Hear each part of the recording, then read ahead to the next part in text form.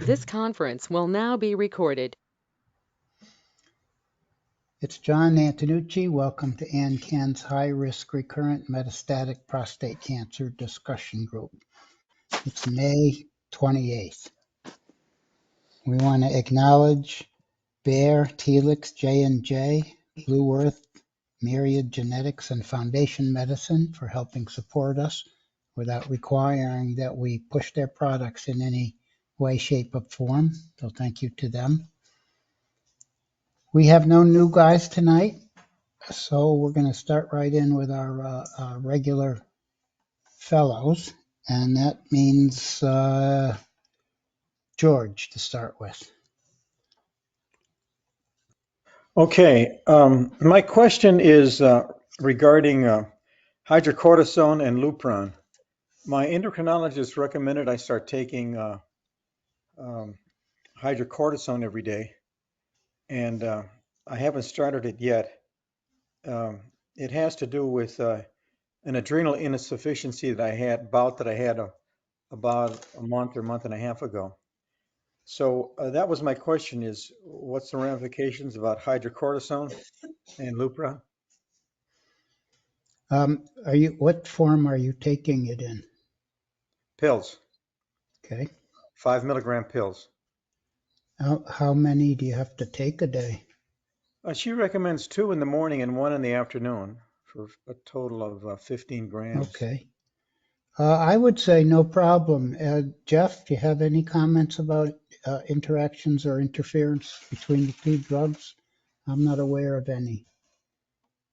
Can I ask, why did you have adrenal insufficiency in the past? Oh, that's actually the big question. Um, no, I could relate it to a COVID injection that I had, and then 4 days later, I started feeling like holy hell with a headache and nausea, and had a blood test, and my sodium level was way below normal, and it was brought back on with hydrocortisone. Um, and actually, that was my second bout with adrenal insufficiency. I had another bout about 4 years ago that was more serious, but it hasn't happened again until, and so as we kind of, the only thing I can relate it to is perhaps that the COVID injection may have started something. But so that's really kind of unknown still as to what caused it. The endocrinologist has my ACTH is way above what it should be. I think that probably is one of the reasons why she wants me to do the hydrocortisone. So, as I say, I'm on the verge of starting it right now, but I held off for a few days till I could talk to all of you. And how long have you been off a steroid? Well, when it occurred about a month and a half ago, I was on the steroids for about 2 weeks, and then I got off of it, and everything seemed normal. Although my recent blood test shows this ACTH to be very, very high. So you have a high ACTH and a low cortisol level before you're starting the hydrocortisone. I think my cortisol level is normal right now. I believe it's 13.6. I believe that's sort of a normal.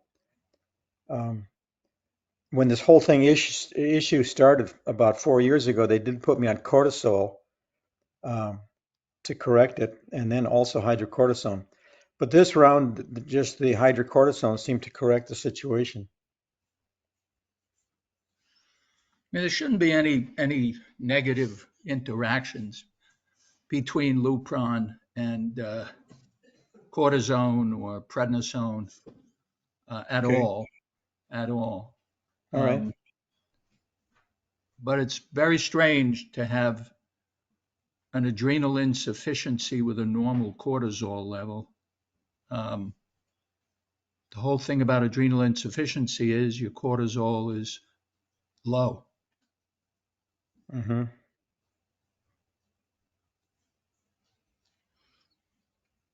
It's a good thing you're with a specialist because this situation sounds very strange to me too. Do Well, you have the any unknown what triggered it, so I can then start on the hydrocortisone and see where that goes. Well, I bet it'll make you feel better based on your last trial of steroids. Mm-hmm. And I'm Has your sure you're aware, but steroids don't do good things to our bones. I see. She didn't say how long I should stay on it. She gave me enough pills I could stay on it for months. Um, Oh, she did? right. Huh. Actually, she gave me enough for 2 months. But so I guess I can start on it and see where it goes.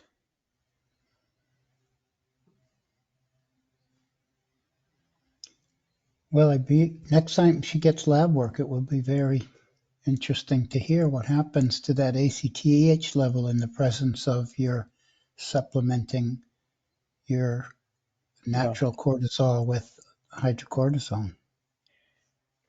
It's not uncommon that when I get a blood test that my sodium level is a little bit below normal. Um, it's right at the minimum level right now, and it has been that way for the past couple of blood tests. But that has happened intermittently every time I get a blood test. The sodium level is running about 134, 132. Okay. So I can eat a lot of potato chips, I guess.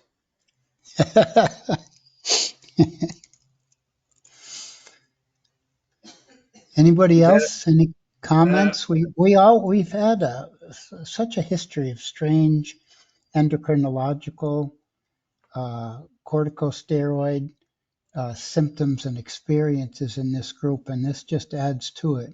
Rick, did you start to say something? I was just going to tell George to stick around for the conversation we're going to have with Richard Fisk. Okay. Okay. From the comment you made on potato chips. Yeah, Well, I think, of course, my mind immediately goes to Bill Franklin, um, who spontaneously came down with pretty serious Graves' disease last September, with very similar situation, although I think his cortisol was low. And they put him on methimazole, and he's done great, and he feels so much better and stronger, and one thing or and the other. But it probably for Bill probably went on for 6 months before they diagnosed him. Couldn't figure out what was going wrong. So Yeah. I think it's common. Maybe Jeff will agree with me. I don't know, but it's common for adrenal insufficiency and Addison's disease to be a very delayed diagnosis. And if she ever does tell you you've got Addison's disease, please come back to us and educate us a little bit more about it. And maybe taking Dr. Jeff's point, if you haven't had a DEXA scan recently before starting on all this, it might not be a bad idea to ask her about it. she ruled out Crohn's disease. Okay. All Jeff right, or thank you. anybody else, any last comments before we move on?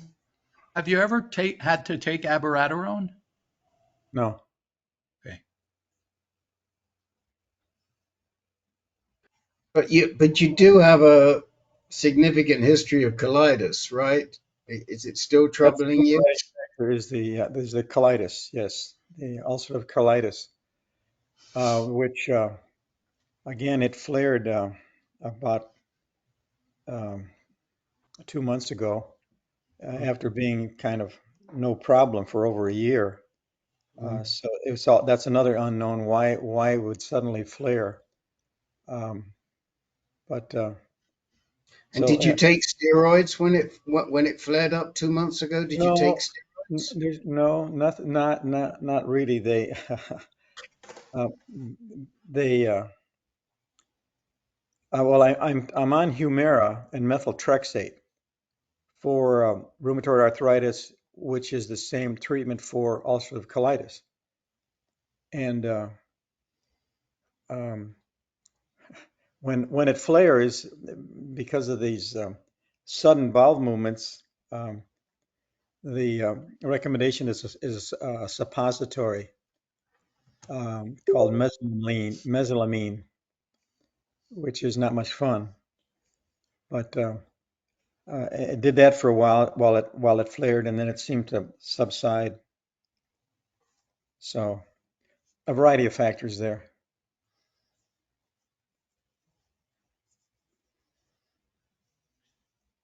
Hmm.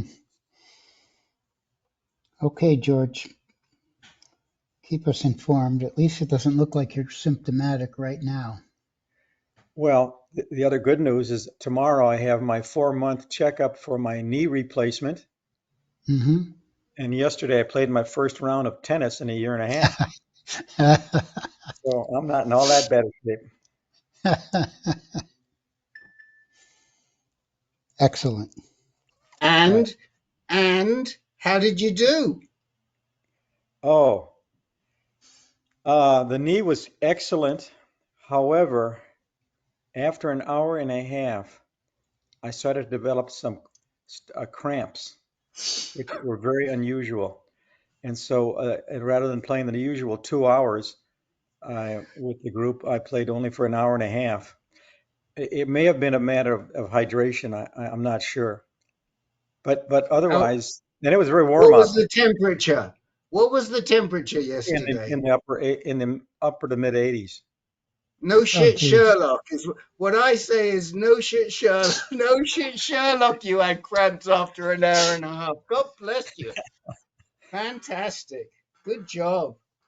Well, Uh, anyway, Let me say something about Humira. It could be a side effect from the Humira can cause adrenal insufficiency, and keep that in mind. You should speak to your rheumatologist and ask him whether or not he's noticed that there can be a correlation between taking Humira and developing adrenal insufficiency. okay, interesting. And Interesting. methotrexate also can do it. Methotrexate, yeah. So you're on both. Yes, yes. So that could wear out your Yeah, adrenals.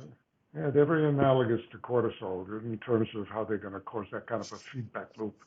It's going to have an effect on the pituitary and reducing elevating the ACTH. Hmm, Hmm. interesting. All right. Thank you, gentlemen. Okay. Hey, Wow. You got thanks, you. Jack. Thanks, Jeff. Thank Doc and Jack and Jeff. Wow. That's that. So you got to get your rheumatologist talking with the endocrinologist That's right. and see if they can work out what a better balance of drugs might be for you. Yeah. Unfortunately, these guys don't talk to each other. They're so busy doing their own thing. And unless they're really part of a team, you know, it's a real disconnect.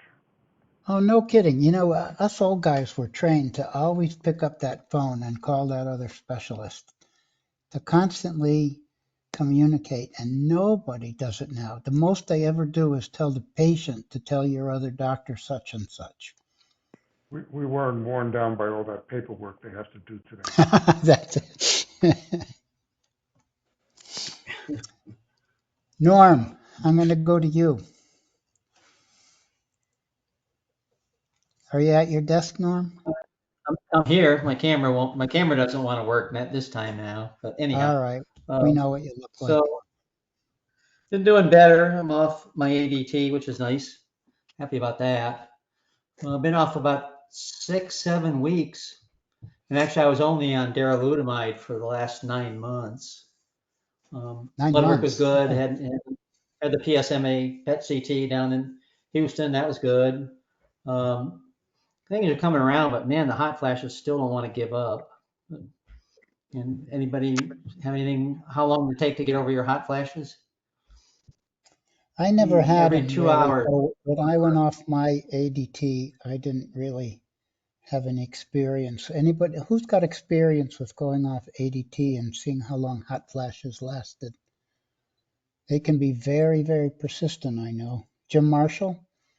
Yeah, I was on ADT for 5 years, and I happened to get off, and they lasted for about 9 months.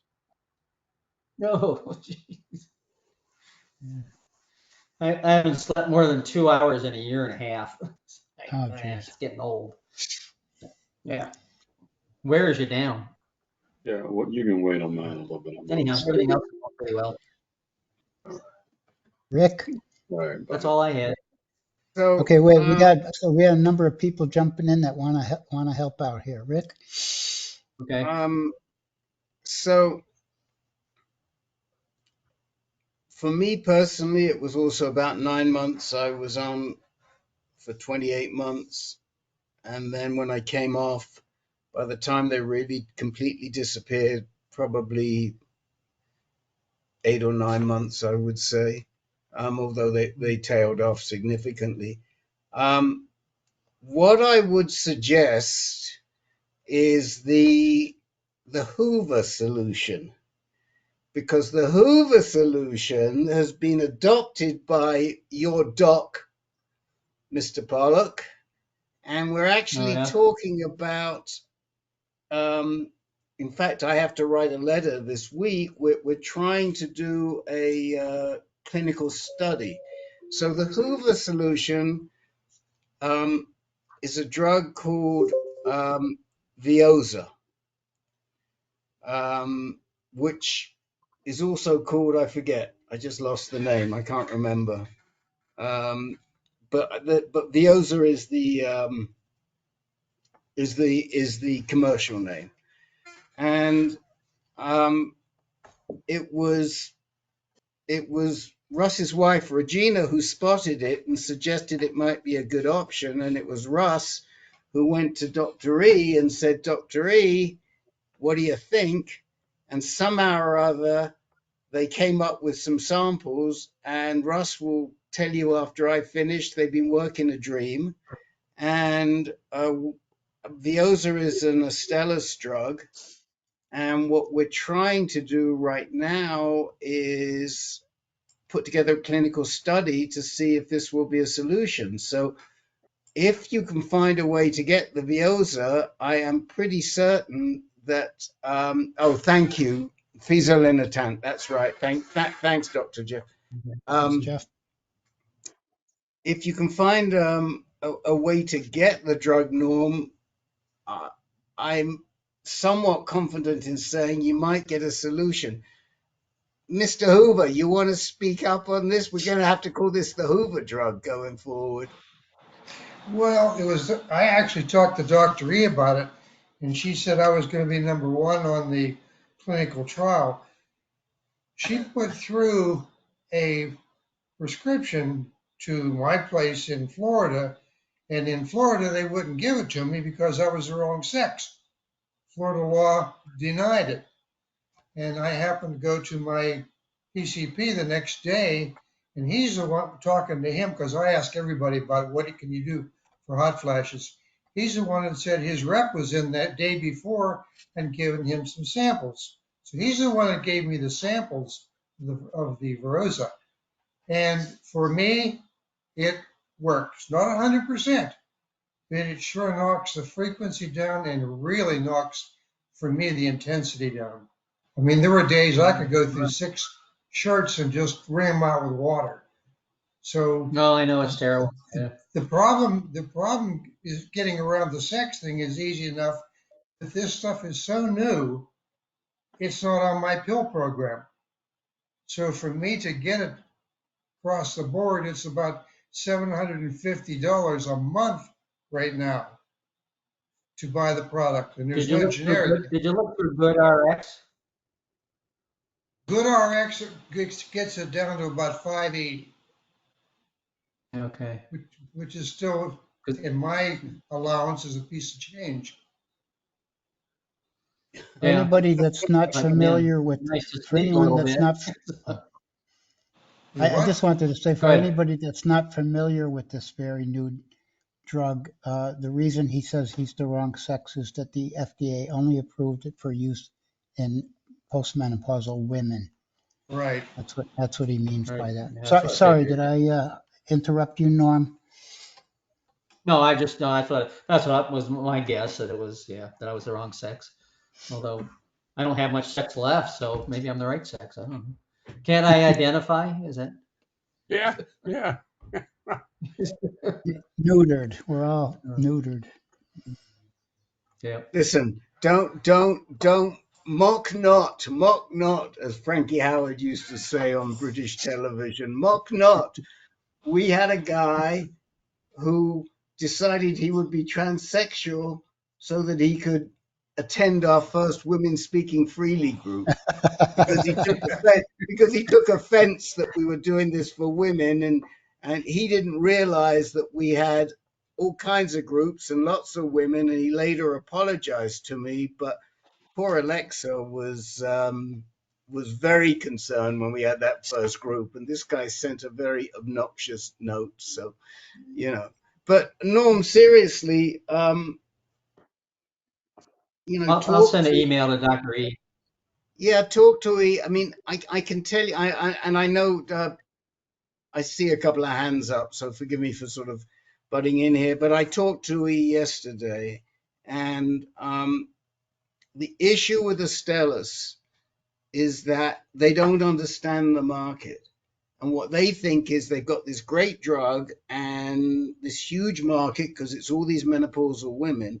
What they don't get is a lot of the menopausal women deal with this. They don't have issues. Some of them do.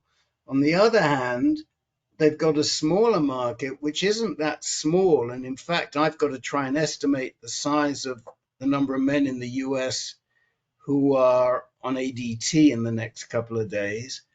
And Dr. E feels that that is a very deep market, and that many, many men will be willing to try the drug if they think it'll give them some relief. And I think she's right. So she said, look, can you write a letter from AnCan explaining the issue from the standpoint of the patient? So, Jerry, you have a comment.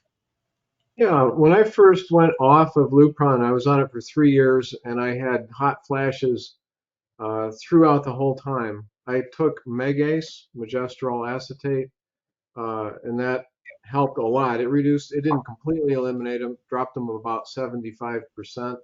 That I don't know if it had other side effects. It's used as an appetite enhancer at a much higher dose for people that have appetite problems, but you only take like 40 milligrams a day. It's a low dose. My hot flashes went away after I went off of Lupron, as my testosterone recovered pretty fast. By 6 months, I was back up to normal range, and my hot flashes quit within about 3 months. So, I'm not. Do you have testosterone back? I missed the setup there. Yeah, it's like 465, I think was the last one. Oh, okay. And you're still having hot flashes. Oh yeah, yeah. I was It putting it off seems like it for shouldn't take long. puberty. Yeah, okay. That's a little surprising. I was curious about Yeah. that. The other I thing had is, them really bad. I had them really bad when I was on the drugs. I mean, yeah, even my sister-in-law, we were talking to her the other day, and she goes, I never saw anything like that. I mean, I could go one hot flash, I go through a bath towel. wow. Wow. Poured off me. It poured off me in a stream. It was like, One and I other tell some of thought, the doctors, and they go, oh, come on, no. And yeah, it was. Did you measure your So they're not that estradiol level? Did you measure your I'm sorry. estradiol level or just your testosterone? Just the testosterone. They didn't do the estradiol. Yeah, Jeff? I was wondering about that too. Yeah. Yeah. So I was, I would like to share with you, Norm, that I had pretty significant hot flashes when I was initially on Firmagon and abiraterone, and I have it under control, maybe 90% reduced by eating tofu, and ground flax seeds. So it's Okay. very easy. You get a soft tofu or you get a silken tofu. If you eat a half a tub every other day, I usually put some, it's tasteless, so I usually put some date syrup on it for flavor with some ground flax. These are phytoestrogens, and for me, they've been a godsend in dramatically reducing the hot flashes. Okay, I'll give that a try. I got some tofu in the refrigerator right now, so just haven't made I like anything with that. it yet. I You sort could of like also that take, idea better than starting a new drug for it, especially since the testosterone is fully recovered now. you could also take phytoestrogen supplements too. They have them. I just started taking them after listening to you, Jeff. You know, I could eat only so much tofu. Not rather than a daily basis, I take a daily supplement of phytoestrogens. Which one you taking? I'll have to go look at it. I'll look in my closet. And if Jerry, if you could put what you took on in the chat, I'd appreciate it. Yeah. So, Jerry Grimes just mentioned us estradiol, E2 estradiol patches, and can Jack, if you can put that in the chat window, it would be easier. Thanks. We did a session. Jerry may not be aware of it, but it's on the front page. It's on our homepage of AnCan.org. If you scroll down, there's a big picture of Dr. Wassersug with his bow tie. And we did a session about 2 weeks ago, Dr. John. Yeah, something like that, 2 or 3.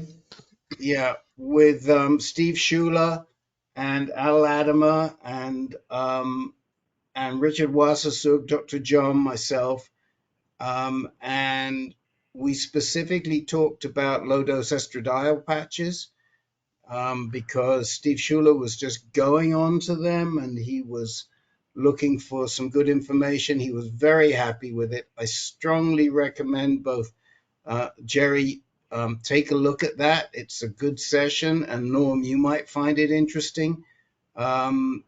You know, one of the biggest issues with these estradiol patches is gynecomastia. But I will say that what I found, and again, this came up yesterday when I was talking with E. We've seen pretty good results if you get a couple of shots of radiation to your chest before you start. And it doesn't take more than 1 or 2 shots. And I've talked personally to cardiologists who say it doesn't have any bad effect on your heart at all. But you know, when you're taking any type of estrogen supplement, it's not a bad way to go. I mean, there are other more radical solutions. But I think, the guys I've known who have done that because they're concerned about the gynecomastia because of the drugs they're taking, they've had some success. If they've done it at the beginning, if you wait, it's nowhere near as effective. Thank you, Rick, for that. And thanks, Jack, for posting the soy isoflavonoid suggestion. One thing I wanted to ask Norm to repeat again, I'm sorry. When was your last darolutamide? 6, 7 weeks ago. I didn't write it down. Okay. Yeah. In April. Maybe the Darrow is still blocking androgen receptors. So, I don't know. Maybe. Yeah. I don't know how She said long. at least she said it'd take 3 or 4 months before you started feeling better. Yeah, I didn't really know how long it lasts for that to wash out, but who knows? Maybe it's still. Maybe some of that 400 and something, testosterone level is not getting to its targets. Yeah. I say I sure would like to sleep one night. That'd be kind of fun. Yeah, no kidding. Just get those air conditioners from Tucson and crank them up to 55 degrees or something like that. I'm going to go on to Harry. He's my next guy on the list. See? Hi, everybody. I've got an update. I met with my oncologist, Dr. Hussein, today, and it was kind of an odd appointment. I need to back up a little bit. 3-4 months ago at my last appointment, she had mentioned maybe considering a drug holiday, pending some scans and things I was going to have shortly after that, which I had, and we're all clear and everything was fine. PSA's been 0, and so I followed up with her today, and she did a complete reversal on me and said she would prefer I stay on drug therapy longer. I'm currently just on darolutamide, and asked, well, how much is longer? And she said, well, I'd prefer if it was a total of 5 years, which Wow. I don't know where that came from, or I've never heard that. I don't know if anyone else has heard it. And so, at any rate, I was a little disappointed and a little confused at her change in attitude towards the drug holiday. I've been on various androgen type restricting drugs for about 38 months now. The longest being darolutamide, which is about 22 months, and then I was on Zoladex for a while. So I was on some different combinations of things now for over 3 years. And so I was just really surprised at it. And another thing she said was that she didn't want me to get too excited about my testosterone going back up, because while on darolutamide, my testosterone has basically stayed under 100. It's got close to 100, but it's kind of gone up and down. It's always been under 100. And she said, well, considering that fact, going off of darolutamide, don't expect that it's going to go much higher than that. And it's another thing, I don't know where that comes from either. So all these, I don't know, these statements from her are kind of confusing to me. And I know other people have had issues with Dr. Hussein. I haven't up until today, where I was really kind of disappointed and bewildered by some of these statements she made. And so I told her I still want to go on a drug holiday, regardless of what she said. And, ultimately she went along with it, but kind of made me nervous about that decision. So, I don't know if anybody's heard about this 5-year timeline, and if anything about this testosterone not coming back, if it's remained low while on darolutamide. I mean, I even did some, internet research today after the appointment and couldn't find anything. I know there's a clinical trial starting up. I think it's called Aramons that'll hopefully answer some of those questions. But I couldn't find anything else. So I don't know where she's coming up with this stuff. Years ago it used to be ADT for life. You know what I mean? Mm-hmm. And but do you have any particularly very high risk mutations or high risk pathology or mutations in visceral mutations or anything that would No, make just you the be Gleason 4. especially cautious? No, just the Gleason 4+5. And I had gone on a drug holiday some years ago that she was fine with after being on Zoladex for some time. And then after that drug holiday was about 2.5 years, and I had a reoccurrence and ended up with a couple small lesions on my spine. And then since then I've been on, different drug therapy. So, she was fine with it in the past, and I thought she was fine with it this time based on, what she said at my last appointment. And then today, now it's like I was talking to a different person almost. The difference between the first drug holiday and the second one is that you were non-metastatic at the first one and you're metastatic at the second one. Did that influence her any? She didn't mention anything about that. I Okay. mean, we both have some concern about, how aggressively it came back after my first holiday. I mean, it was pretty quick. It stayed low and then it just shot up all of a sudden. And I had, these 2 lesions, which have had radiated since then. And so, yeah, I don't know. It's just,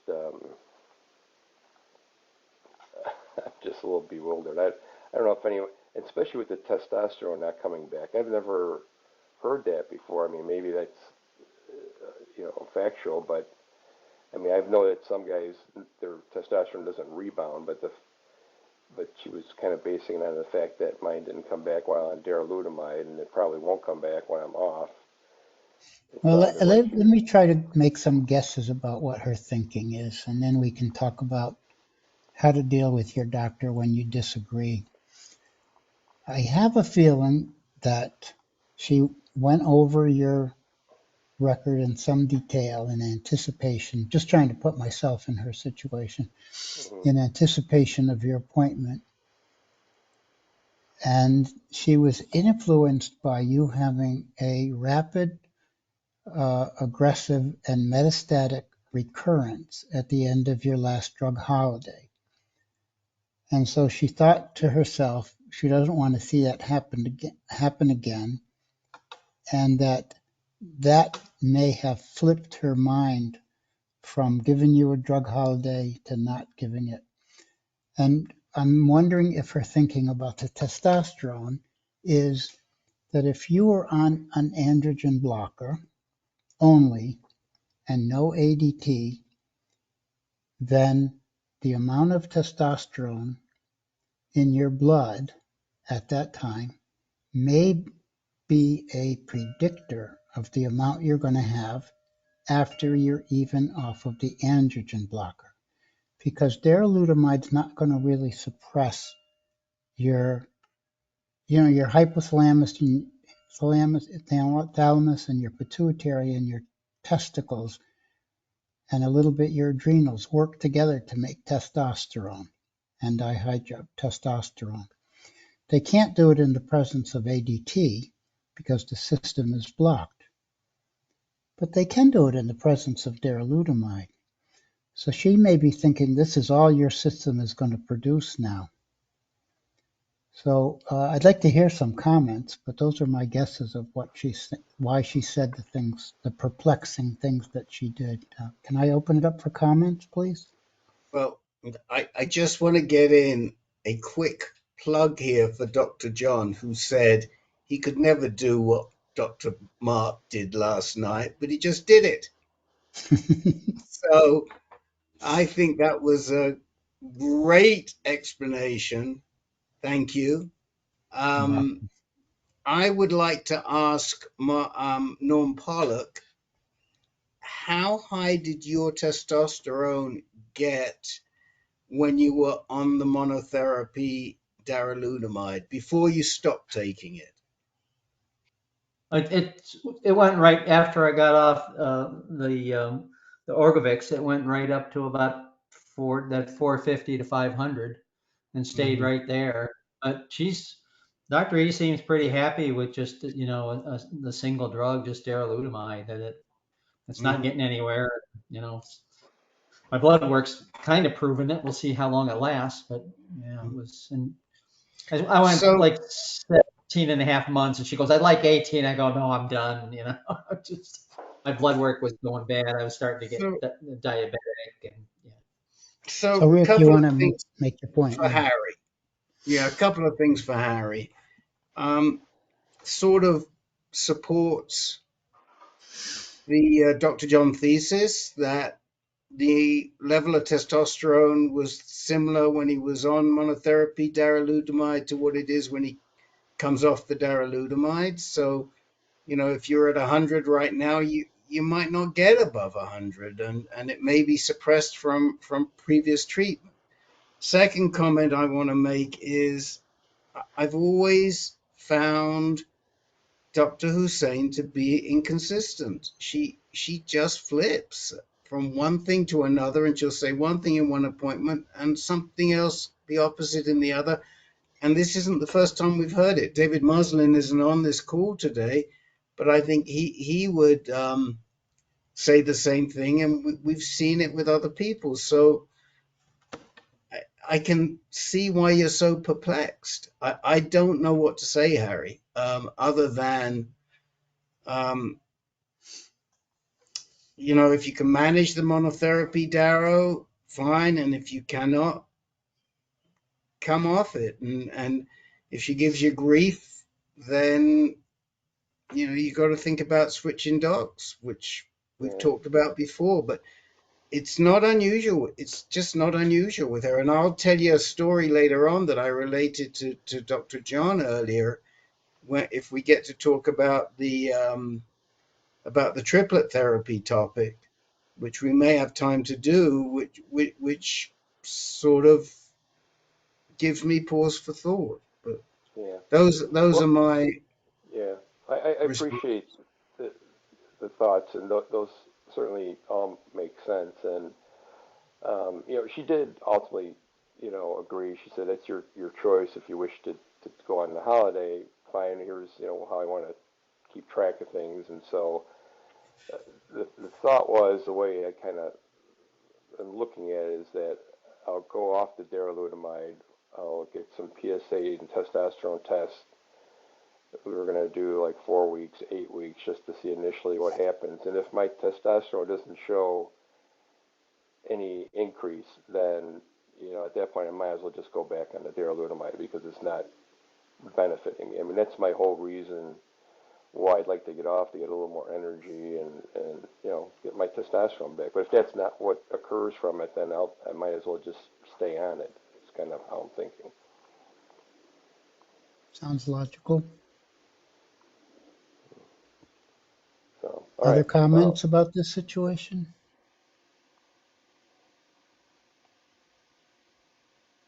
And I guess she's already onto the idea of getting PSAs more frequently than usual as a compromise, and that seems like a great idea. And we've got at least one guy in this room that gets his PSAs every month. Standard would be about 3. I do 3 months, and I'm off of medications now, crossing my fingers for recurrence. So keep close track of it. All right. Thank you. Okay. Thank you, Harry. Thank you, everybody. Daniel. Before we go to Daniel, John, can I just ask you, when you were on monotherapy darolutamide, weren't you? No, I you wasn't. weren't. Now, Okay. what I was on Lupron and darolutamide, and then I had my last Lupron shot, a 4-month shot. And then the way they took me off of my treatment is I went off the darolutamide first and didn't get any more shots, but the shot lasted several more months. And then I was off both of them. The question will come up when I recur, whether to go on darolutamide monotherapy. And we'll even talk a little bit later about the opposite extreme of going on triplet therapy. But no, I was never on darolutamide monotherapy.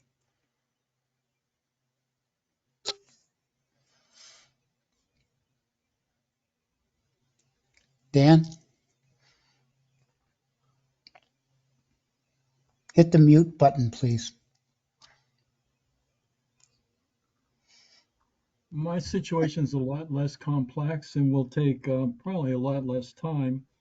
Last week, my urologist was back in town and responded to my email, and surprisingly approved getting a PSMA PET scan, which is scheduled next week or the week after.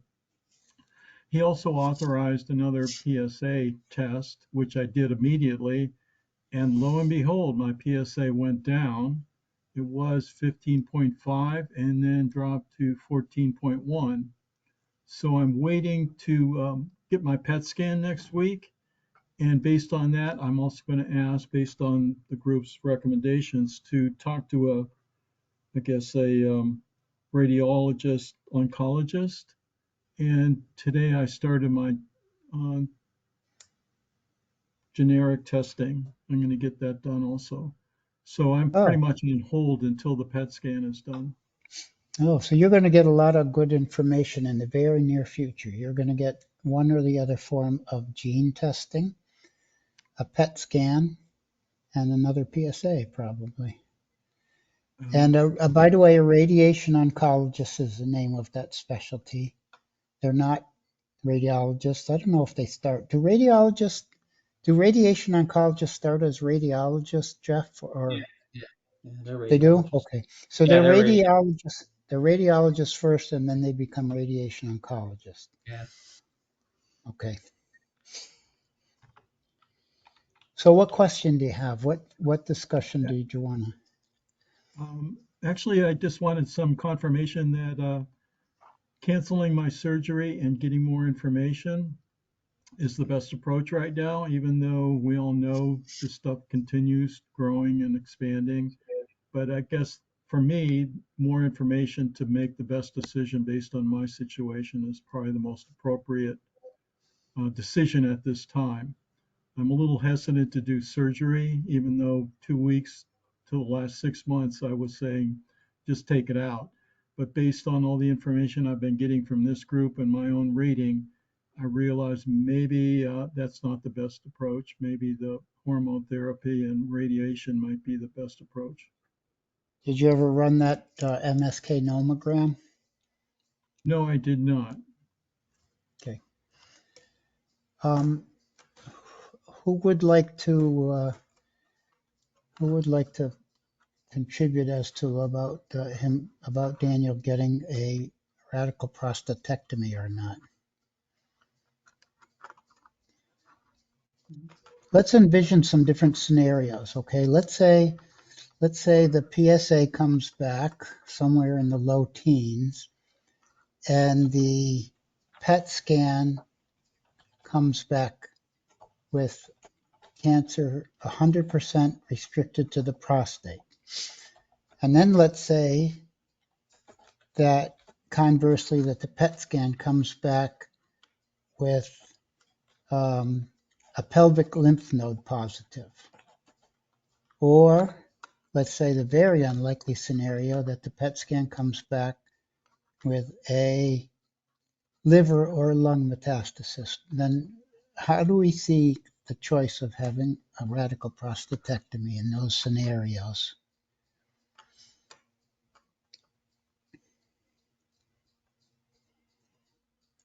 I mean, maybe I have a bias, but at 75, 76, I would never do a radical prostatectomy under any circumstances. I just think it's just a little too risky. Now, we heard Peter Carroll say he will now operate on men over 70, depending on their circumstances, but I just don't think I would do it. Second thing is, I really urge you to run that nomogram, Daniel. I mean, it would have been the first thing I would have done after the group, because that's going to tell you, with your disease demographics, what the likelihood is that you will need to do radiation and hormone therapy later anyway. And then you can make the determination whether you feel that the added benefit from the surgery is worthwhile for all of the added side effects, because the surgery brings on a whole nother raft of side effects. We don't know what the benefit is.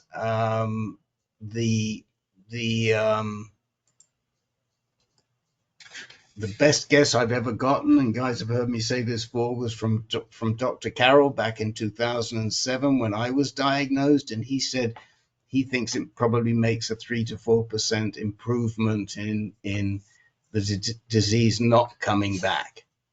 And I figured for 3 to 4%, I'll roll the dice rather than go through the surgery as well.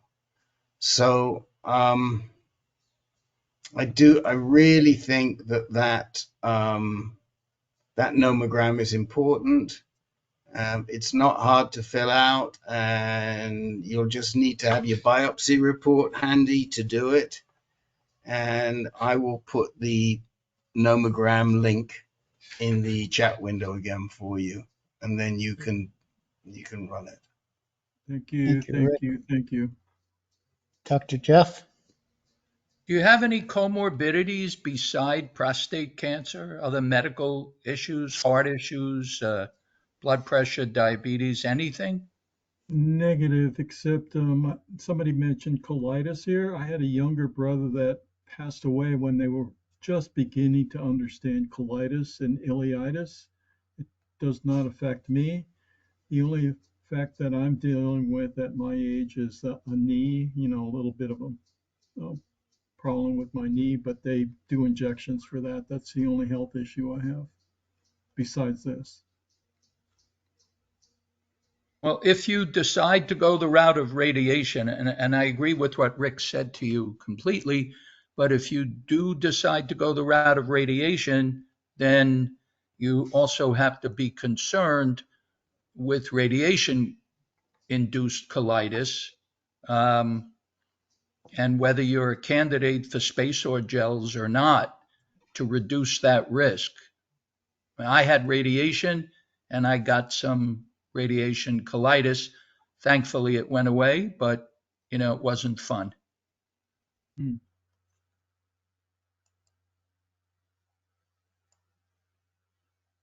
Norm? I had more trouble with the radiation than I had with the surgery. I don't know if it's a surgeon or what, but I didn't have hardly incontinent at all, and I wasn't impotent after the surgery, but after the radiation and the ADT, it's a whole nother story. I wet the bed at night, just don't even know it's happening, just slowly leaks out. I wake up with a wet spot and impotent. So yeah, and my legs started swelling after the radiation too. So went through all the cardiac workups, and its cardiac's fine. So we're guessing it's the swelling from the lymph nodes, lymphedema. So how old were you when you did the surgery, Norm?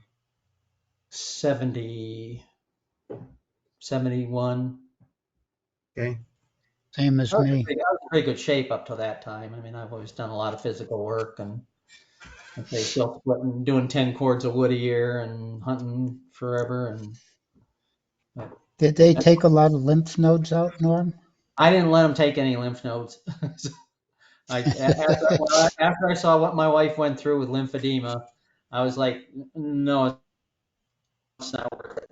I just didn't do lymph nodes, and so they got them with the radiation when I got the biochemical recurrence. So obviously I maybe should have let them, but listen to some of the things on the like the PCRI and that, and some of the guys saying they take there's so many that the odds of missing it are high anyhow. So I figured out what the hell, I won't take them. But who knows? If anybody's guess what bit me in the butt and with biochemical recurrence. So, but that was my experience. So Daniel, you're not getting very much support for doing the surgery, except for Norm. But I don't know if I'm supporting it or not. Well, you're saying that you tolerated it very well despite being over 70. Yeah. Now let's just pretend for a minute that the PET scan comes back in different ways. What about a PET scan with disease outside the prostate?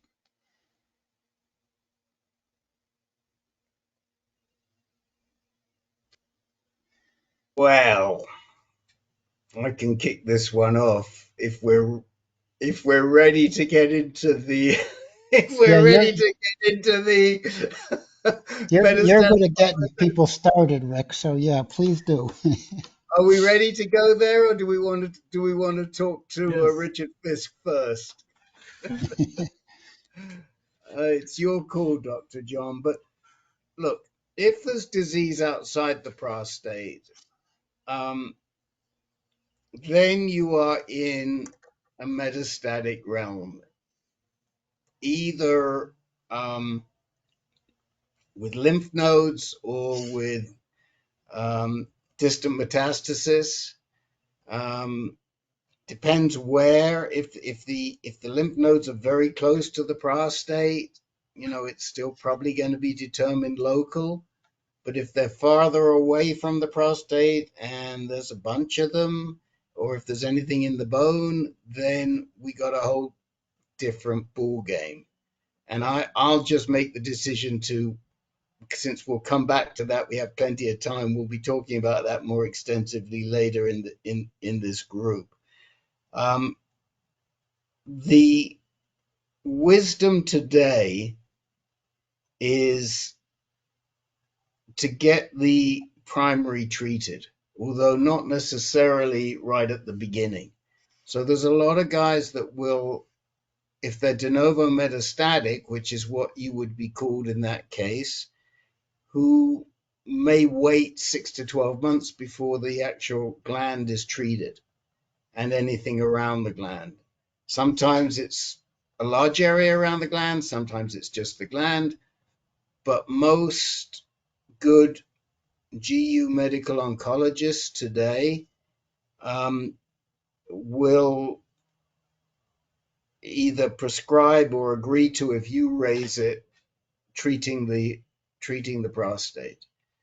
From our experience, the preferred way to treat the prostate if you're de novo metastatic is probably through radiation and not through surgery. There is a study going on that right now.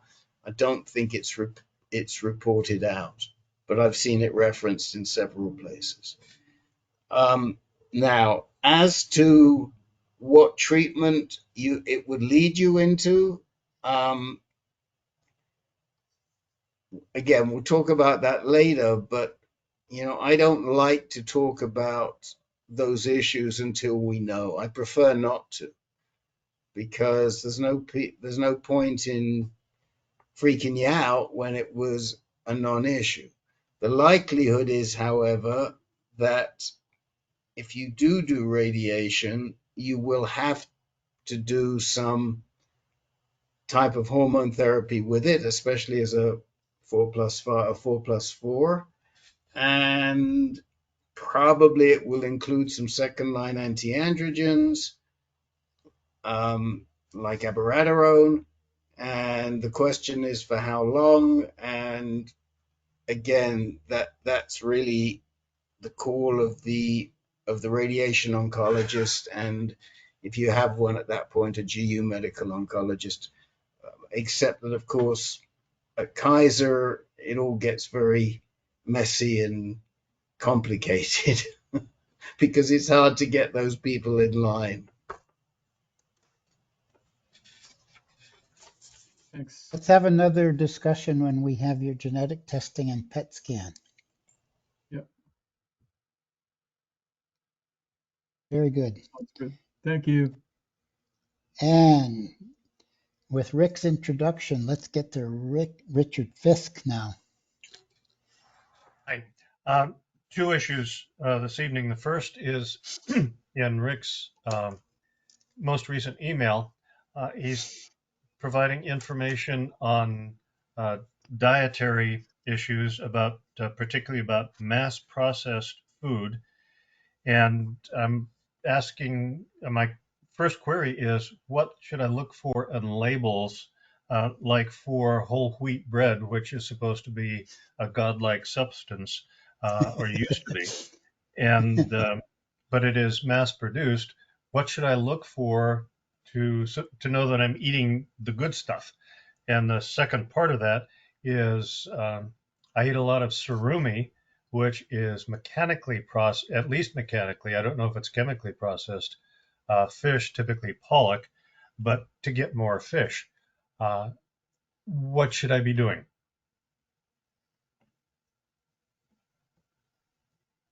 Well, we're not going to tell you what you should be doing. We're only going to tell you what we do. But go ahead, Dr. John.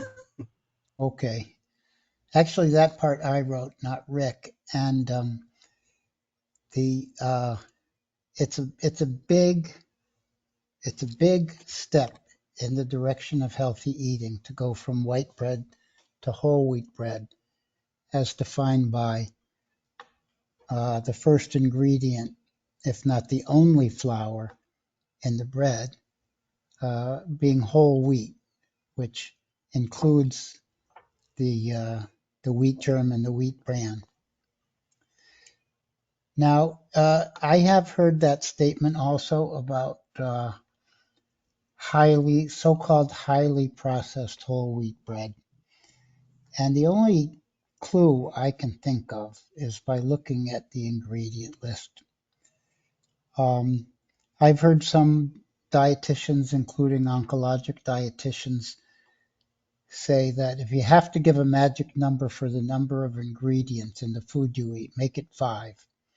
If you can eat food with 5 or less ingredients, it's probably not a very highly processed product, and it's probably a great food. And they also like to say that if there's ingredients that you can't pronounce, that maybe you don't need to eat those things either. But the most important change would be to move from white bread to whole wheat bread. Try to make it 100% whole wheat bread. Maybe move your white rice to whole grain rice. Did I see a thumbs down, Jim, from you, or what did I see? Jim Marshall? No? Okay. There was a gesture that I didn't quite catch out of the corner of my eye. I was just chuckling because the wife is death on that. If I come home and it isn't whole wheat, okay, as the first one, oh, do I catch it? So I was just chuckling. I've been borderline pre-diabetic for years, so anything white I stay away from. Are you on ADT?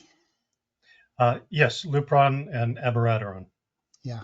I just finished 19 months yesterday of a 24-month run. Okay. So you not only had prediabetes before you ever got on Lupron. Years. But you also correction, I was not pre-diabetic. I was borderline. I was on the edge, but I was never pre-diabetic. Okay. Just for you guys to understand, when you have diabetes, as you know, your blood sugar goes up. A fasting blood sugar under 100 is considered normal. And so by saying he was borderline, Richard must have had fasting blood sugar something like 99, some in that range. If you're in the 100 to 112 range, you might be considered pre-diabetic. And you know from my write-up that in that case, you've probably got some insulin resistance and may have even had it for quite a while. Once your fasting blood sugar gets up over 112, then you would be considered diabetic. And your glycosylated hemoglobin or hemoglobin A1C, if your doctors ever have that test, those also have similar ranges for normal, borderline, and high. And when you're on Lupron, it causes this to happen. Okay, I got some comments. This will be great because food is always a great topic. Harry. Yeah, I'm just curious. I've read when they talk about the whole wheat on Husset, that's an inflammatory item, and that to some degree, like sourdough breads are probably better for you than whole wheat. I don't know. Is there any factual basis to that? Now there's a difference between a diet that's designed for your heart, a diet designed to keep you from having insulin resistance, and a anti-inflammatory diet, and a diet that's best for prostate cancer, but there's an enormous overlap. So when you say it might be pro-inflammatory. Actually, if you guys want, I'll write the next introduction on inflammation and pro and anti-inflammatory diets. But Please do that. yeah, is there an interest in that? Absolutely. Absolutely. Okay. And then if we, but you'll see that there's that like Harry's just talking about, there's quite a big overlap. So when we talk about an inflammation, I'll write about it. But inflammation is something that has been discovered lately to be at the basis of many illnesses that we never thought were immunological or inflammatory in the remote past. So the white flour versus whole wheat flour, I think, falls into both categories.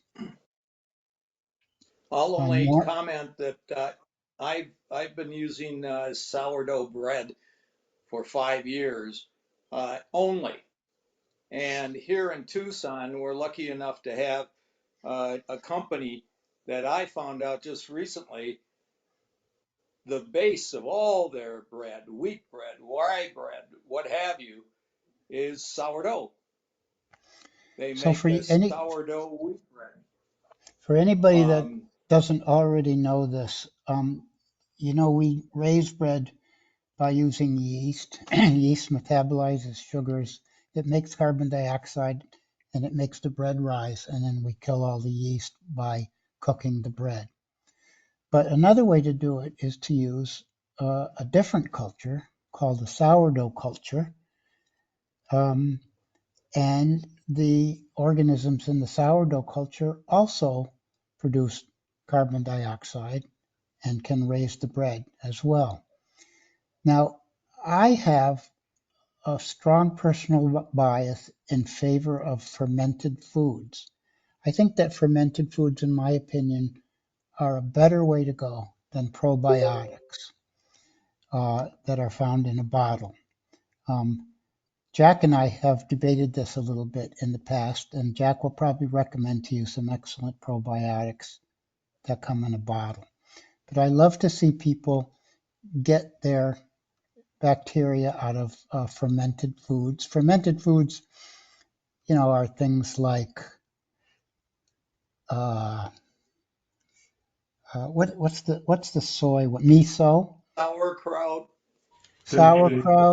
kimchi. Yeah. Pickles.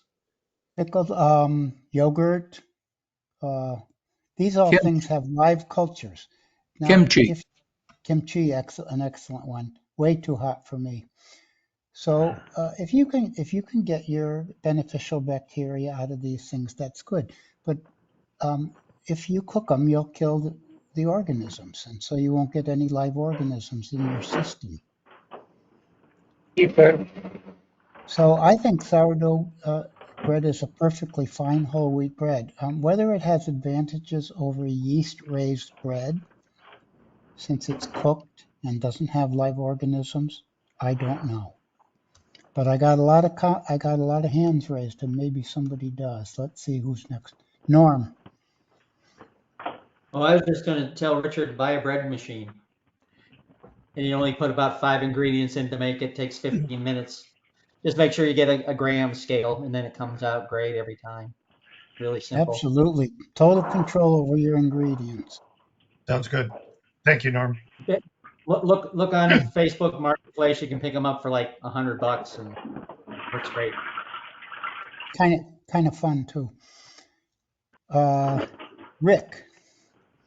So I think that last comment is exactly what this article was about. That ultra-processed foods not necessarily reflect the ingredient, but they reflect the way they're made. So you could get ultra-processed food in a whole wheat loaf, but you're far better off if you make it yourself at home, because then it's no longer considered ultra-processed, even if you have the same ingredients. And so for me, I have made my own bread in the past. I don't make it anymore, but maybe I need to get myself a bread machine like Norm suggests. And but if you go into the store and you buy a whole wheat loaf that's soft and squishy, it's ultra processed. No matter what the ingredients are. If you go into Trader Joe's and you buy their sourdough multi-grain bread, that is probably not considered ultra processed. So it's really about how much is made, how it's made, if you're making it yourself versus. I mean, if I make if I make a tomato sauce from scratch, which sometimes I do, I may use tomato puree, which is a processed food, but everything else is my own. It's not it's not an ultra processed sauce. If, like I may do tonight, I open a can of Hunt's tomato basil, and I doctor it up the way I doctor it up, then I'm going to be eating ultra processed food. Now, a couple of things about that article. Depending on what you eat, there isn't a huge amount of difference in that longevity if you read the article. And again, this is a good plug. I put a lot of links in there, but most of you guys don't open the links because I can see who opens the links. I know who opens the links because I can track it back and it'll tell me the names of who opens the links and who doesn't open the links. So don't take what I say as verbatim. Read some of these articles yourself. Some of you guys are great. There's one person in there who has his hand up who reads every bloody link that I put in there. I can't believe it. But I see one name who reads everything. And that's why I put them in. They're safe links, and a lot of this stuff is good. To get to your surami or your imitation crab, if I want to eat fish and I don't want to bother with cooking a fresh fish product, and I keep a lot of flash frozen fresh fish in my refrigerator, I'm probably going to open a can of sardines because, first of all, it's an oily fish and it's going to be a lot better for me than the pollock that they make imitation crab from. Yes, it's processed, but there's no added ingredients because if you look, it's usually just sardines and oil or sardines and water or maybe a little bit of salt, something. But that's what it's about. Think about eating foods that are as minimally processed as possible. Now, if they're cooked like sardines, they've got to be cooked. You're not buying raw sardines, although those are great. If I ever see those in the fish store, like when I was in England last time, I walked into a real fishmonger's and they had sardines there, and that was like the first thing I bought. I said, "Oh, well, I'll get those," because I was making dinner where I was staying that night. But I think that's the real point. Think about the food you're eating. Just don't eat it because whole wheat sounds good or fish sounds good. The other thing which I said in that article is, guys, allow yourself to eat what you like every so often. You don't have to be that strict on yourself because the anxiety from never having red meat when you've eaten red meat all your life and you're longing for a mouthful of red meat, that doesn't do you much good either. So once a month, have a steak. Don't have one every night. You like bacon? Yeah, probably the worst thing you can eat, but it's okay once in a while, you know. And I noticed the ice cream. I don't eat ice cream as it so happens, but ice cream wasn't that bad when you read that BMJ article. I've got the article up in front of me right here. So if you haven't read the article, the bacon was worse than the ice cream, right? Something like the that. bacon was way worse than the ice cream. Now I don't know about if you got one of those crazy bacon flavored ice creams that you get nowadays. And I don't know. But if you Well, have I I was I just got going to say, John, if you have bacon flavored ice cream, don't eat it on white bread, okay? yeah, eat it on whole wheat bread and you'll be fine. Yeah, I back up all that, and there's some fantastic ideas going into the chat. Before I go on to Jeff Markey, I want to say something about multigrain bread. Because I all the time will go to a restaurant and I'll say, well, do you have whole wheat bread? And they said, yeah, we got multigrain bread. You can legally have multigrain bread without a single speck of whole grain in it at all. It's not usually found, but multigrain bread can be 90% white flour, 2% whole wheat flour, 2% rye flour, 2% spelt flour, you know what I mean? It just means multigrain. It doesn't mean whole grain. Jeff. Yes, question about your comments about diabetes and the glucose levels. Let me just give you some numbers, and let's see. I know that an A1C of below 5.7 is considered normal, but I had a 5.2 the last test, and they said my average glucose is 103. I had a 5.6, my average glucose was 114. I had a 5.4 and my average glucose was 108. All of those would be pre-diabetic under what you were saying. And yet my A1C definitely says I'm not pre-diabetic, I'm normal. And also the fact that if you're over 125, that is when it's called diabetes, at least in both the stats I've seen and what I've known from history from the last 30, 40 years of fasting blood sugar numbers. So Oh, did I just, get it wrong? Is it up to 112 is borderline 112 to 125 is 125 diabetes over and 125. 125 and over is diabetes. Yes, So that's always 112 to been it. 125 is prediabetes, Right, right? but the thing is, if my A1C is 5.2 and they say my estimated average glucose is 103, they're basing that on my A1C. I mean, does that mean I'm pre-diabetic even though my A1C says I'm way below diabetic? I'm not way below I would pre-diabetic. No, I would go by the A1C because uh, see you. Uh-oh, I just lost Yeah. my connection. Oh no, Let's no, I hear you. You let's lost your wait a minute video. till everybody gets back on again. Yes, just the video you What lost. happens is that your hemoglobin, everybody knows what that is in the presence of sustained elevated levels of glucose undergoes glycation. It undergoes a little bit of chemical change, and you can measure how much of that is in your system, and it shows how much your hemoglobin has been exposed to elevated levels of glucose over the last few months. So it tells you it's a calculated rough average of how much your hemoglobin has been exposed to elevated levels of glucose. It's only an estimate, but it's better than what you might call a spot glucose, which is only your glucose at one single moment in time.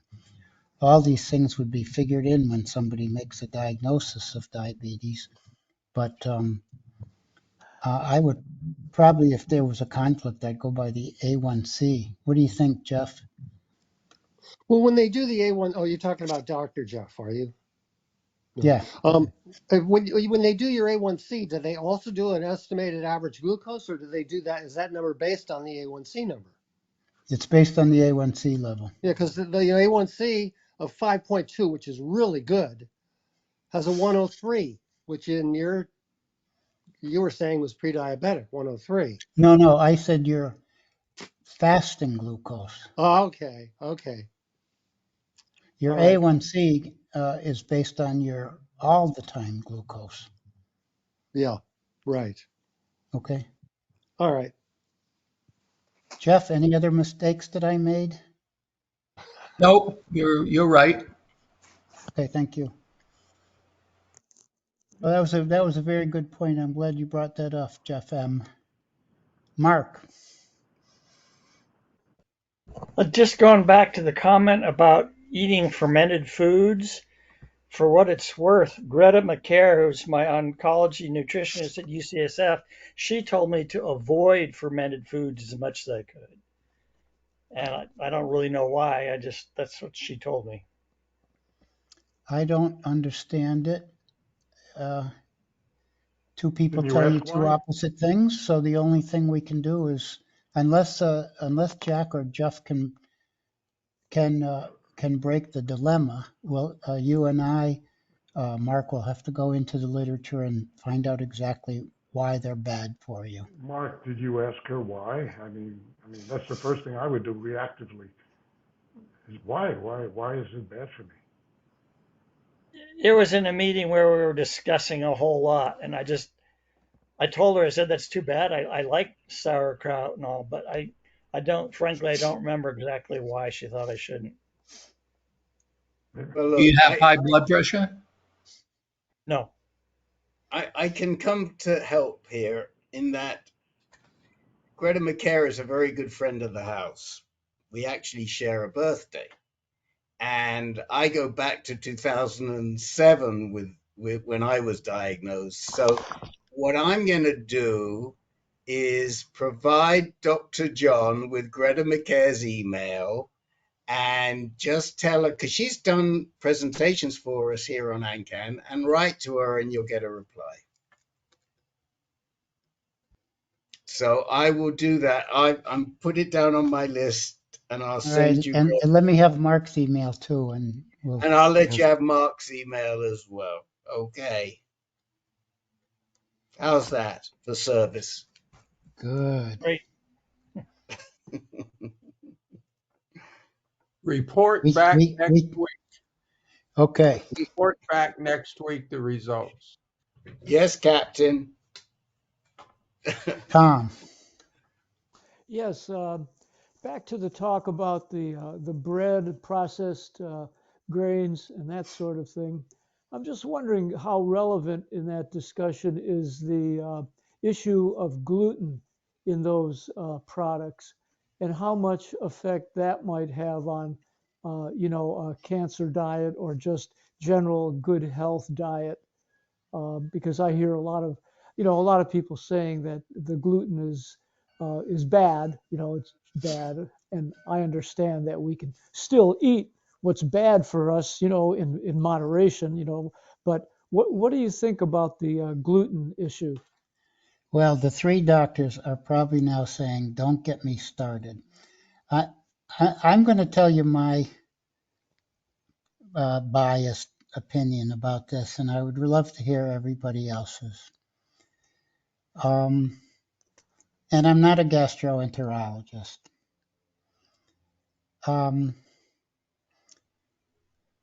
I think that for the vast majority of people, there's no problem and you can eat all the gluten you want. I've even gone into restaurants and joked and said, do you have any high gluten bread available? I know that there are people who are pretty much allergic to gluten, have bad reactions to even small amounts of gluten, have a kind of celiac disease that at least when I was in training was very rare. I personally believe that there are a certain number of people, maybe numbering in the millions, who think that they're allergic to gluten and aren't. That said, I think there has arisen a number of people, and I have no idea who they are or even how to diagnose them, who have what you might call gluten sensitivity. It's not an allergy. It's not celiac disease. It upsets their stomach in the same way that having too much fiber might upset my stomach. That's my 2 cents, and I would love to hear some more opinions. I agree with you on that one. I think it's very trendy. I think a lot of young people these days are very anti-gluten. I think it's sort of a mess, quasi-psychosis. And everybody's going around saying, I'm triggered by this, that, and whatever. And I think in reality, I agree with you, John. There are very few people, relatively few people have celiac disease compared to the amount of people who complain about gluten. And people who truly have celiac disease have a real problem with gluten. Now, that gray zone you're talking about, people who truly are sensitive to gluten, but it's not pure celiac disease, do exist. But that I think it's not common. As Jeff, can you contribute, please, also? Yeah, I think Jack's right in what he said. Sure, there are people that have or think they have sensitivity to gluten, but they don't have celiac disease. Um, so they have some bloating or some abdominal discomfort, some diarrhea, and they stay away from gluten. And then as far as the prostate, thank you, you guys. As far as the prostate cancer, as to my knowledge, there is no link between gluten and prostate cancer. I was thinking about somebody mentioned shouldn't take probiotics or shouldn't be taking fermented food if you have prostate cancer, and we didn't have an answer what that was all about. And the only thing I could think about that maybe theoretically she was talking about was with the possibility of immunodeficiency and the risk of any of those fermented products being contaminated by by all kinds of bugs, which is a possibility because they're not always so pure and clean. And a lot of people make their own fermentation products, which maybe in her experience have posed a risk in terms of the immune system and caused some problems. And maybe when you ask her, you can educate us where she was coming from. But that was, just my speculation. That's a very good point. In the early days of kombucha, there were many reports of bacterial contamination in the kombucha and problems from it. I remember that. Jeff? She's very smart. I will say that. I mean, she's on the ball, Greta. So there may be some other factors we just don't know. Dr. Jeff. And so some of these bacteria that are used to ferment foods can be resistant to certain antibiotics. And that might be a reason why. So, you may have a strain of a bacteria, maybe a staph, and it's resistant to vancomycin or it's resistant to erythromycin, and you're introducing that into your biome. So that might be another reason for her hesitation. Plus, maybe MAO inhibitors. Isn't that a problem? That's Can I, if Mark, Dr. if John, Mark happens to be on before we get too far into the weeds, I'm keeping an eye on this clock here, and I know there's a lot of people who are a little bit interested in this triplet therapy issue. So can we segue into the triplet therapy issue for the benefit of some of the folks? I know Jack has some thoughts on it, and you have some thoughts on it, and I have a little bit to report. So it's like when you got tons of money in your pocket, you just think you can spend it unthinkingly. That's how I felt about time tonight, since we had no new guys. Let me just make sure that the late guys don't have any urgent issues. Okay. Julian. Mark, you've already spoken, so you probably don't have any urgent issues, do you? No. Julian? And somebody else on the telephone besides John?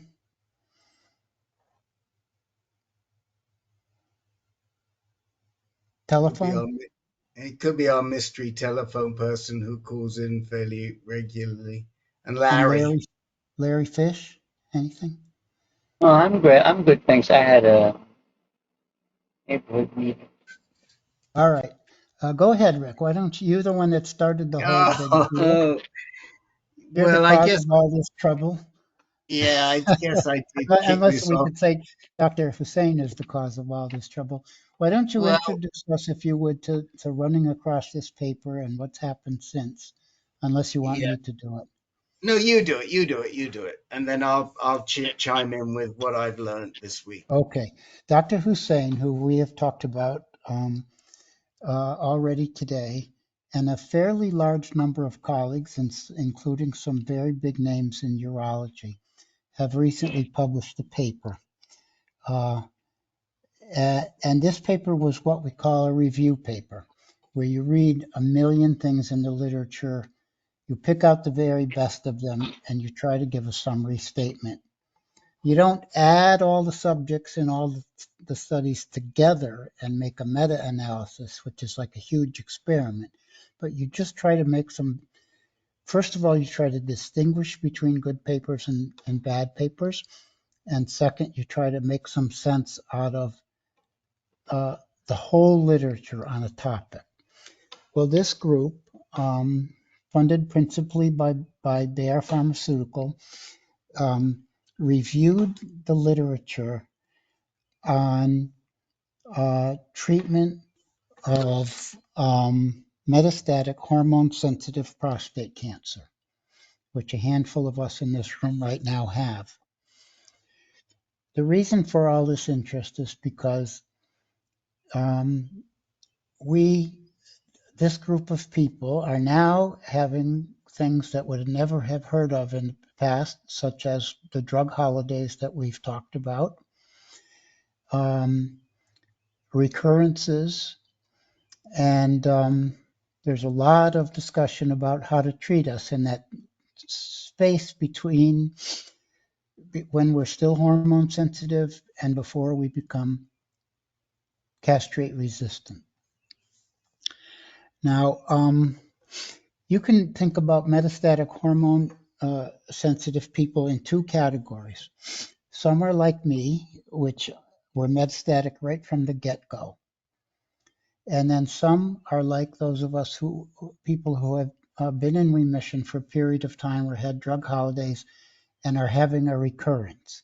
Their cancer went to sleep and has woken up again. So how do you treat these two groups of people?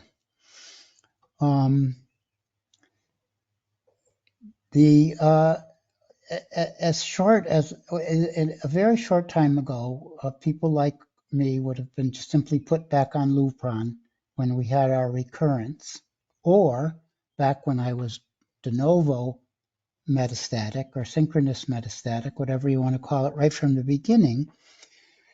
Like my original urologists wanted to simply put me on Lupron and that was it. Well, then it was discovered that if you add a second drug, that people like me lived longer. And then, even after that, it was discovered that there seemed to be a subset of people in this category, particularly those who had very large amounts of cancer in their bodies, big tumors in their prostates, or more than 5 metastases, might even benefit from 3 drugs all at the same time. In this case, you bring in chemotherapy, which traditionally has been saved for those of us who become resistant to first and second line treatments. That's called triplet therapy. So this new paper that Dr. Hussein wrote and her team did a survey of a large number of studies, only including phase 3 decently well done clinical trials, and appeared to come up with the surprising conclusion that triple therapy, which in itself is a brand new thing, that triple therapy might be appropriate for metastatic hormone sensitive people right at the get-go of treatment, or maybe even at the recurrent time, bringing chemotherapy in much sooner than normal. Well, this really got Rick's attention when he ran across this a couple of weeks ago. because this seeming conclusion is contrary to current standard of practice. So me and Rick and Ben and Len and I don't know who else is on there have been having a big to-do and put down a lot of beers talking about this, and we've come up with some weaknesses in the paper. So we're not absolutely convinced, but there's going to be probably some form of debate going on now about whether de novo or recurrent metastatic hormone sensitive patients, like many of us have been in that situation, should get 3 drugs at once. Now, why not? If there's even a clue that they work better, why shouldn't they? Well, because chemotherapy is very obnoxious. It's really rough, as many of you in this room can tell us. It threatens your red blood cells. It threatens your white blood cells. It does more than just making your hair fall out. So that's the situation as of this moment, Rick. Yes. So fantastic job there, Dr. John, in summarizing. What I can't really speak for Len, although I have a pretty good feel. But I think what John and I certainly can't speak for Ben, so he would have to give his own view. But what John and I have concluded, we feel, is that the purpose of this paper was, and they say it in the paper, and I didn't provide the paper with you, but I offered to send it to anybody because I couldn't get to it. And last week in the meeting, Steve Schuler and Matt McKim gave us copies of the paper, which I'm happy to send to anybody. But the purpose of the paper at the outset indicated that too many physicians in this country are treating metastatic hormone-sensitive prostate cancer with still one drug, an LHRH drug. It's been like proven. Lupron or Eligard or Firmagon or Orgovix or Zoladex or pick your flavor. And we know that is not sufficient.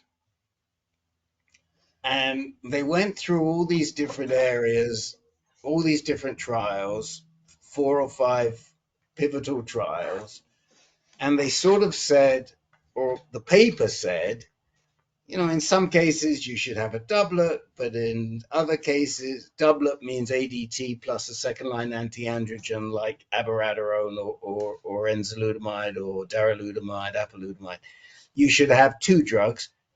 But in some cases, like if you have your de novo metastatic and you have lots of cancer, you've got what's high volume cancer, you probably should get 3 drugs.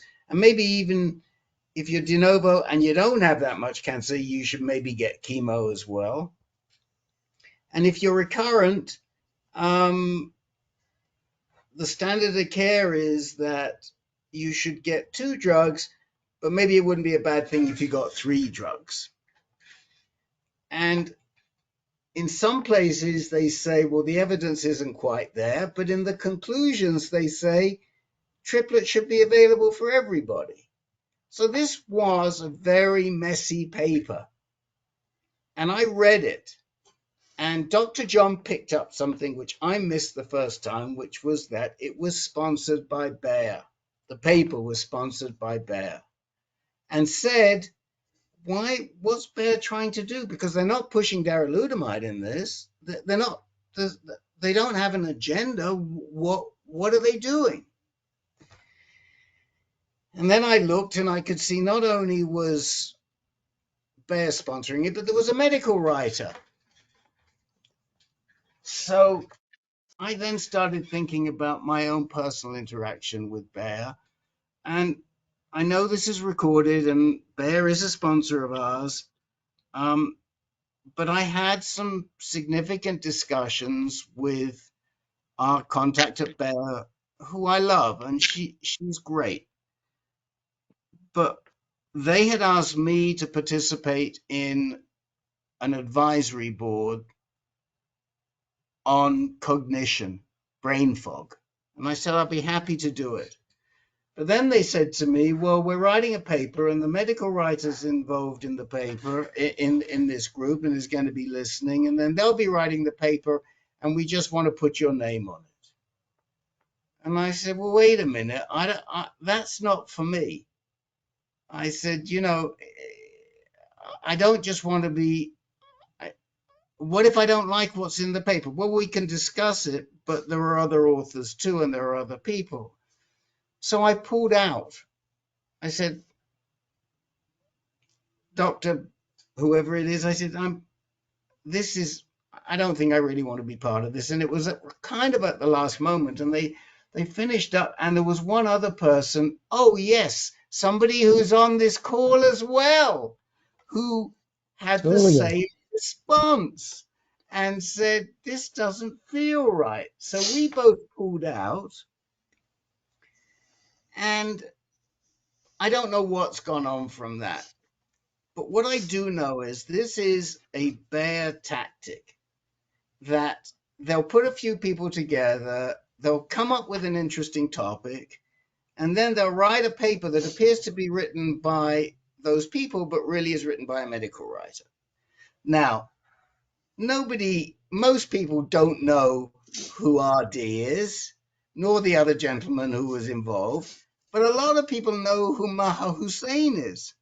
And a lot of people know who Kareem Fasazi is. And a lot of people know Neil Shaw. And a lot of people know Matthew Smith. These are big names in this space. And they all signed this paper. So I mentioned that I was talking to Dr. E yesterday, catching up on a bunch of stuff. And I said, E, what do you think of that paper that came out? What paper? I said, the one suggesting that everybody on MHSPC should be on triplet. She said, what? I said, you didn't see it? She said, I said, it was your buddy, your mentor, because she's a mentee of Maha Hussein. I said, it was your buddy who was the #1 author on that. She says, oh my gosh. I said, I'll send it to you. She later told me when she started looking at these papers as she was talking to me that her heart rate went up to 140 beats a minute. She cracked me up. And before I even said it, she said, I told her that Bayer was involved. She said, it's a medical writer. I said, she's so smart. I said, you're right. I said, that was exactly the conclusion I came to, and I sent to Len, that this was a medical writer. But I said, Eleni, how the heck can this paper get out there when these people who are big names haven't read it? She said they don't have time to read it, or they didn't know that this was how it was going to come out. And I sadly think that that was the case. And I think it's a bad practice on Bayer's behalf. I've told Bayer I don't like I don't think they should be doing it. If I say anything again, they're going to say to me, oh, well, the people just signed off and they were happy with the paper. I can't make an argument about that. But I think that somebody like Maha Hussein or Neil Shaw, who we don't have great experience with, but, he's a big name, they need to be more responsible, because this paper is going to get thrown around a lot going forward. I can see it. And as I said to Dr. John, I wouldn't be at all surprised if some sort of rebuttal or subsequent paper comes out. And the next time I speak to our great lady who's a big AnCan supporter at Bayer, I will mention something. So that's what I think is going on. I think that the paper definitely makes it clear androgen deprivation therapy alone is not sufficient. But and that doublet is needed in some cases and triplet is needed in the other cases, but the medical writer doesn't understand the science and has jumped to conclusions which I don't think the doctors who signed it would support.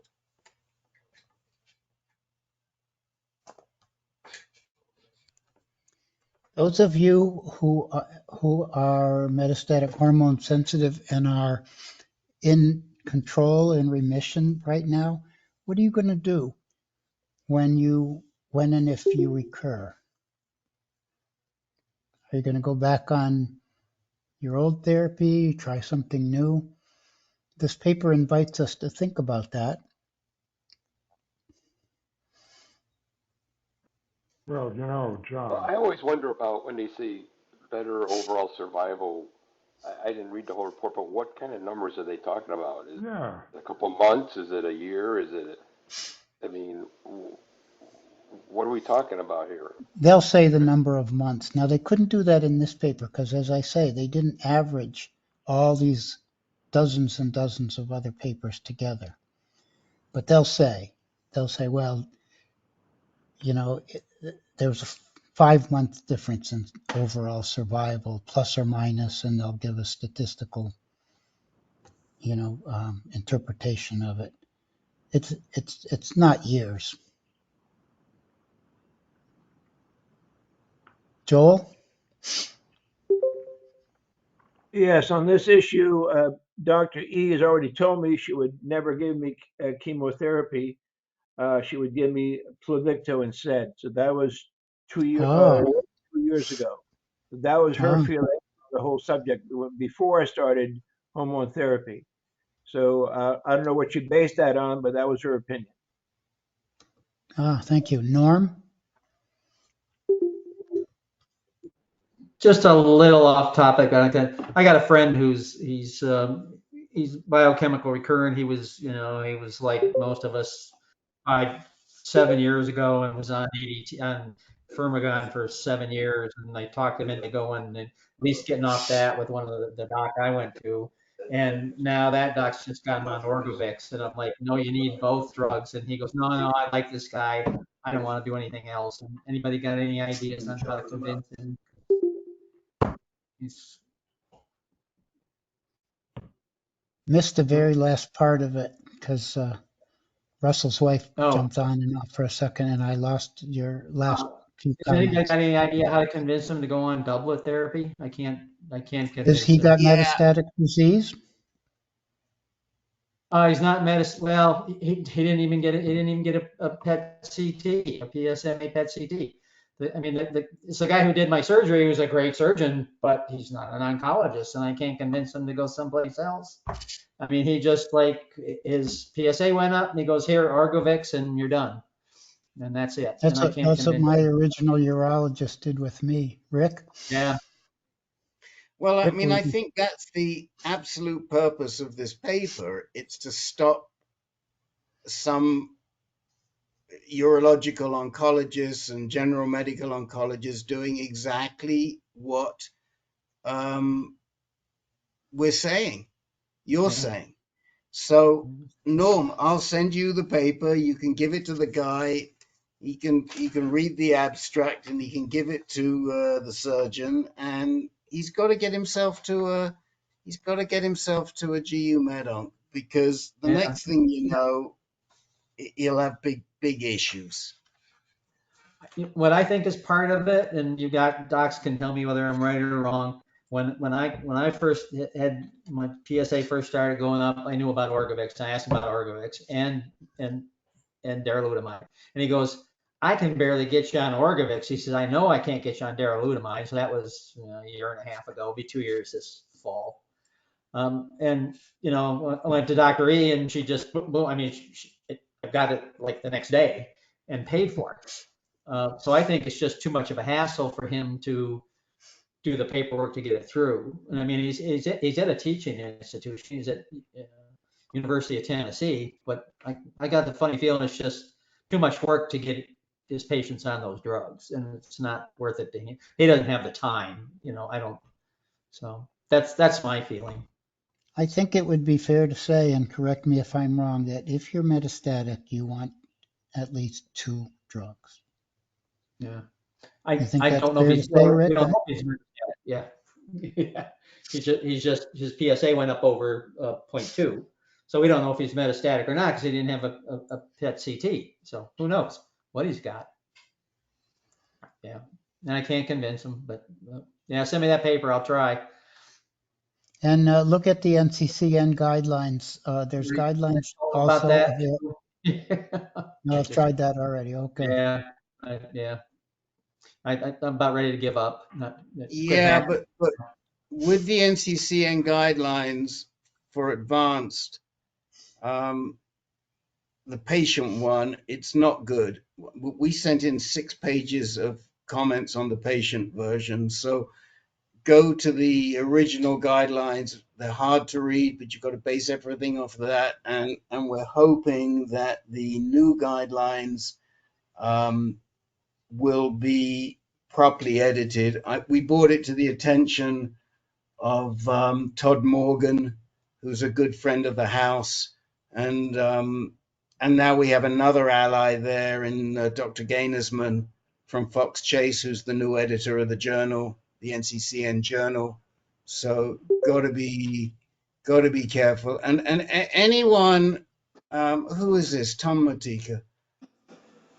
Tom Matika, with the greatest of respect, we don't put too much weight on what Dr. Kwan says in this group. We have had too many issues. We've had people that haven't been treated right. And I mean, Tom Matika's put in Advanced Prostate Cancer Treatments by Eugene Kwan. For me, it's not even worth the time of day to read what Tom put in the chat window. Dr. Kwan is not a medical oncologist. He's a surgeon. He practices in an area where he's out. We've seen it too much. He's a grandstander, in our view. This is our view. This is AnCan's view. He's a grandstander. He wants to bring attention to himself. He says some really crazy stuff. And we've had too many patients who have been his, who in our view haven't been treated right. And once they get to him, they can't get out. It's very, very hard. So, Tom, I will not be we won't be including that Kwan reference in the chat. Well, thank you though, Tom, and I also want to thank everybody else who contributed a great deal of fantastic ideas in the chat. Be sure to look them over again and click on a bunch of links. Can I say something about this subject? Or we yeah, I think we can. I'm going to close the group in a few minutes because we're running out of time. I wanted to say hi to David and Regina. And Jack, why don't we give you the last word? I just wanted to, I read the paper. I was a bit confused and, bewildered because I couldn't see anything that would make it appealing to me to even give it a shot because there was no cost-benefit ratio to understand, what is the value in terms of overall survival or anything against all those terrible side effects. And that made me uncomfortable. So I sent the paper to my medical oncologist, and he's very responsive. And he immediately said to me, you're in the gray zone. Absolutely not. You're not really an absolute candidate for it, but you're not absolutely a candidate against it. So you could, we could do it if you really want to do it. I could make it work for you. We'll talk about it when I see you next. I said, fine, let's do that. But the more I think about it, the more sleep I lose because, I'm a year out with doublet therapy, hopefully another year to go before becoming castrate resistant or having a reoccurrence and or getting symptomatic. And if I could make it for 2 years and at my age, I'll be grateful without having to suffer all those side effects that sound terrible. I kind of like my hair. I kind of like whatever peripheral neuropathy I had. It's relatively minimal. And my blood count already went through a horrible leukopenia that terrified me, and it's starting to come back again. So I just don't think I want to go through that if it only gives me 5 to 7 months. But on the other hand, if it said, the study shows it can give you an extra year or two, then I'd say, why not? Let's give it a shot. So that's where I am, and, what can I say? That's about it. Thank you. No, I don't think the differences are anywhere near a year or two. Yeah. Okay, guys. I saw Regina coming in. I don't know if there's another group waiting for the room or anything. No, No.